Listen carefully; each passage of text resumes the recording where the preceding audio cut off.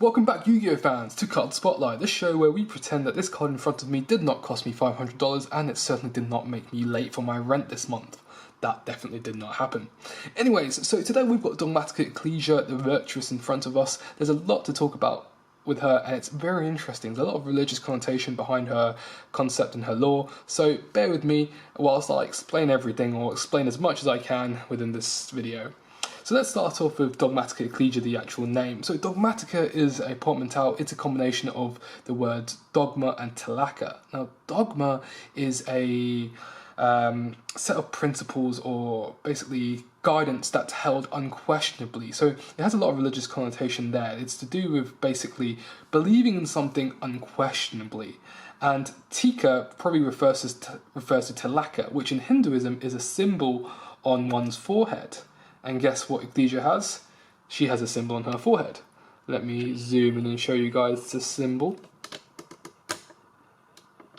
There we go. You can probably see that symbol on her forehead. It kind of looks like a star, and I'll talk a bit more about that later. But first of all, Ecclesia, the word. Now, Ecclesia means an assembly. It means a gathering, a communion. It basically means people coming together. But most importantly, it's the origin of the part of the Bible called Ecclesiastes. Now, it's a very interesting part of the Bible because it's very philosophical. It talks about how everything in life is very fleeting, and basically everything in life, all pleasures in life, friendship, love, etc., pleasure, it comes and goes. But there's only one thing that remains and is constant, and that's God. Basically, whatever you do in life, you can't take it with you to the afterlife. But the one thing that you can take with you is your actions, and it is the actions that God judges you on when you die. And as a result, it talks a lot about basically following God's guidance and behaving in a way that is approved by the church and by God. So straight away there, the word ecclesia has a lot of religious connotation to dogma and a lot of religious connotation to basically the church, or to the church in this dogmatical world. And that's probably the basic part of Ecclesia. Without getting into too much detail, it's a lot of religion basically. So let's talk about the symbol on her forehead now. So this symbol on her forehead, if I can zoom in maybe a bit more without my cameras going out of focus, this symbol that you can see on her forehead is called stigmata. Now stigmata in the real world, in our world, is basically the wounds of Jesus Christ. So it's the wounds that's on his wrist and his feet when he was nailed to the cross. But in Dogmatika world, in Yu-Gi-Oh world, stigmata refers to the symbol on Ecclesia's forehead, and this symbol was given to her by Maximus Dogmatika through the holy relic Dogmatika Nexus. These are all cards, by the way, so I'm going to show these cards on screen.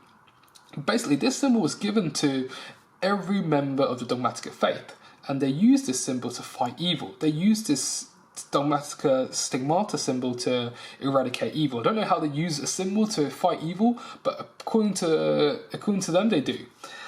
So they eradicate evil. So she's one of the crusaders in this Dogmatika church, along with Fleur de Lis, and basically she fights evil. She's a blonde knight that fights evil. That's a common anime trope nowadays. She's much like Saber from the Fate series, except unlike Saber from the Fate series, she's not 24 years old. In fact, there's concept art related to Ecclesia, and it shows that she's around 15 years old, and that she's about 160 centimeters tall, and she eats a lot of meals. Some very cute drawings there. I'll give a link to this concept art in the description, so you guys can take a look at the artwork, because it is very cool. It even shows you the little seal, the little Dogmatika crest, in closer detail. You can't see it on her artwork here, but you can see it in the concept art. So that's probably the main things I want to talk about with Ecclesia.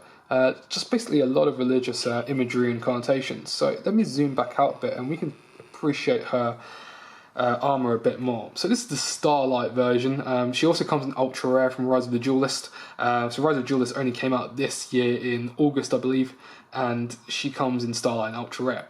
This is the Starlight Rare version, and she's just gorgeous. Look at that shine.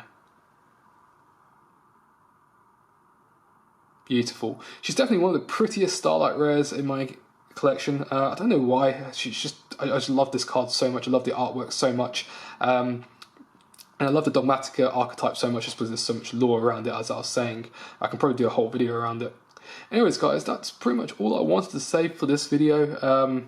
Thanks for watching. Again, if you guys do enjoy talking and discussing about very expensive Yu-Gi-Oh cards and appreciating expensive Yu-Gi-Oh cards, feel free to take a look at my channel and consider dropping a subscription as well, because, well, it encourages me to do more videos like this. Anyways, hope you enjoyed this, and I'll see you guys next time.